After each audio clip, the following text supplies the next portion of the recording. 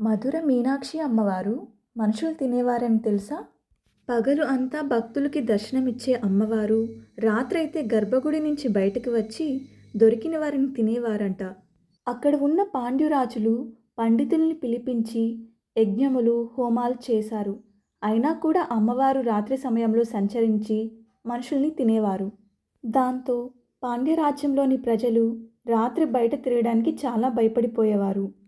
ఒకరోజు పాండ్యరాజ్యంలోకి ఆదిశంకరాచార్యులు వచ్చారని తెలుసుకున్న రాజు తన అంతఃపురానికి ఆహ్వానించి అతిథి మర్యాదలు చేశాడు.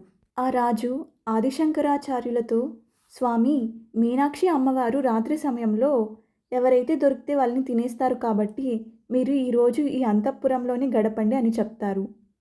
ఆదిశంకరాచార్యుల వారు, సన్యాసులు గృహస్థుల ఇంట్లో ఉండకూడదు, అయినా అమ్మ దగ్గర వెళ్ళడానికి పిల్లలకి భయం ఎందుకు, నేను ఆలయంలోనే ధ్యానం చేసుకుంటానని చెప్పి వెళ్తాడు.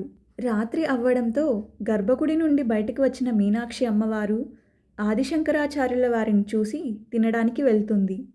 అప్పుడు ఆదిశంకరాచార్యుల వారు కవిత్వంతో అమ్మవారిని స్తుతిస్తూ స్తోత్రపారాయణం చేస్తాడు. అమ్మవారు సంతోషించి ఏం వరం కావాలో కోరుకోమని చెప్తారు. ఆదిశంకరాచార్యుల వారు, తల్లి, మీతో పాచికలు ఆడాలని ఉంది. నేను గెలిస్తే మీ సంహారాన్ని ఆపివేయాలి. మీరు గెలిస్తే ఈ సంహారానికి మొదటి ఆహారం నేనే అవుతాను అని చెప్తారు.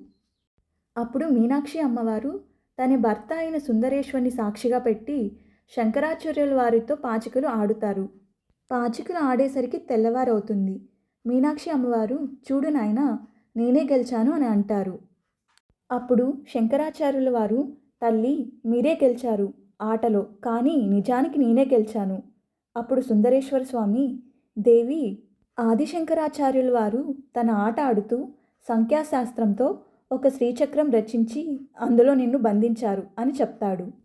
అప్పుడు అమ్మవారు ఆదిశంకరాచార్యుల వారి తెలివికి మెచ్చి ఆశీర్వదించి అమ్మ సంహారాన్ని ఉపసంహరించుకుంది.